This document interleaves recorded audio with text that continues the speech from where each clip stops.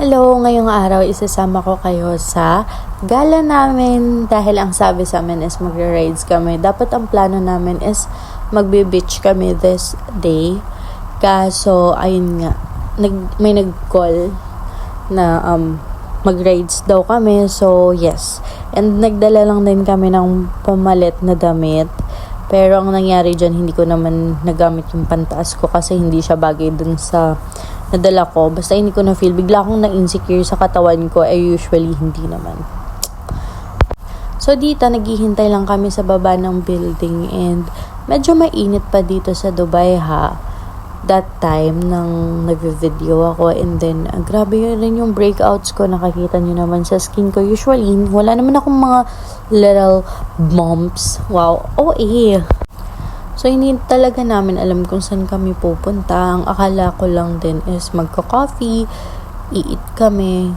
Pero, ayun, kahit pa paano may napunta naman kami. Ayan yung tram pala, guys.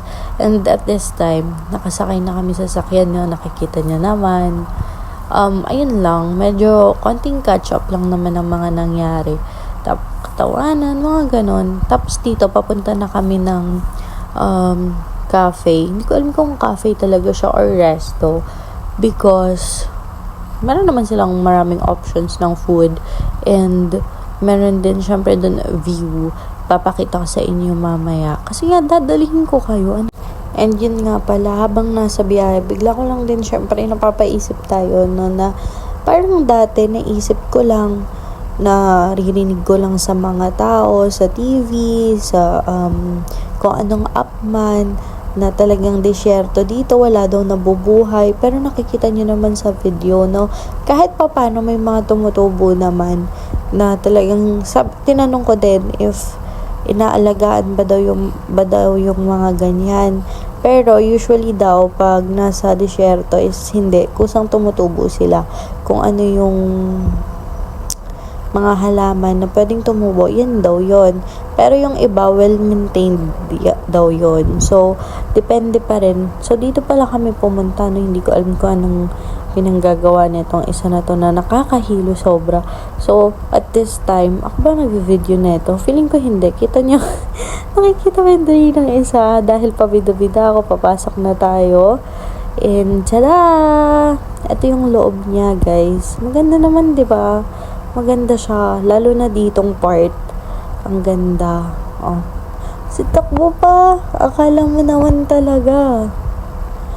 Tapos, syempre dahil hindi nga ako sanay na binibidyohan ako ng mga ganyan, medyo paano pa tayo patingin-tingin na curious ako kung ano itsura ko, ganun. Kung maayos ba yung pagkakakuha.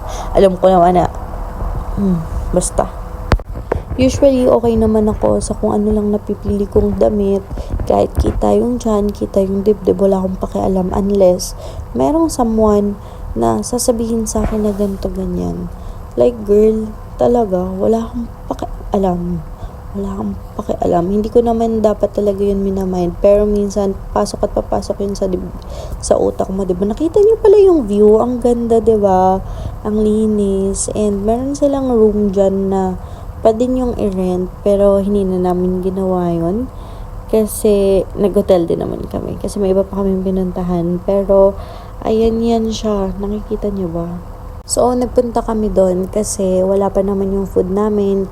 While waiting, mag-video picture muna kami para, diba? Pero, ayun, tinawag na kami kasi nandyan na nga daw. And yung order ko is steak. So, mabilis siyang lalamig. And, hindi ko alam kung ako lang, pero kailangan ko talaga ng kanin sa steak. As in, dapat diba usually is patatas lang yun. Pero dahil hindi ko alam bakit ako ganito. Kasi ang naaalala ko lang na in-order din nila is lasagna, which is ayan kinakain ko. Tapos ano pa ba, hindi ko na alam eh. After kumain, inayan ako ng kasama ko na tignan daw namin yung sunset. Kasi maganda siya, malaki, pero sa camera sobrang liit. Pero in person, malaki talaga siya. Kaya nagpakuha pa nga ako ng video eh. Ayan siya, ang ganda, diba? Ayan. Dahil bida-bida ako. Tapos bumalik na ulit kami sa loob and Inikot lang namin, nag-video. Tinignan namin kung anong meron pa dun sa gilid. Kasi paggabi na to, and naisipan namin puntahan yung man-made waterfalls. So, ayan, umalis na kami. Itong clip na to is, parang ko pa yata, pero ito na siya.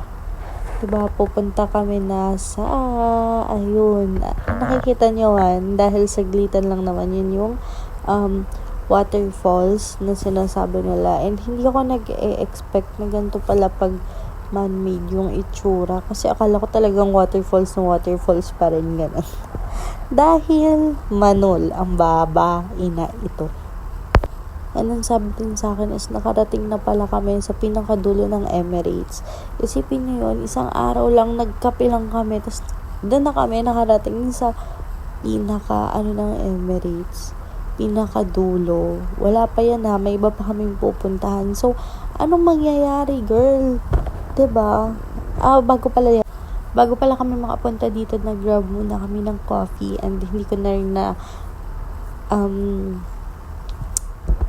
include yung video kung saan kumuha kami ng coffee kasi hindi naman talaga ako nag-video during that time. So yeah, ito na yung waterfall. Grabe, alas 8:09 PM dito. Pero grabe, ang daming tao dyan ha. Hindi lang talaga nasama sa video ko kasi iniiwasan ko rin kasi medyo sensitive daw sila sabi ha. So, as much as possible, iniiwasan kong maka-video ng ibang tao rito sa kung saan man kami nakakapunta. So, ayun yung itsura. Tapos next, may pinuntahan kami. Sa taas nun, nung mismong waterfalls, may makikita kang parang, hindi ko na rin na video pero ito na yung pinaka-taas niya. So, ayan, ang ganda naman, 'di ba?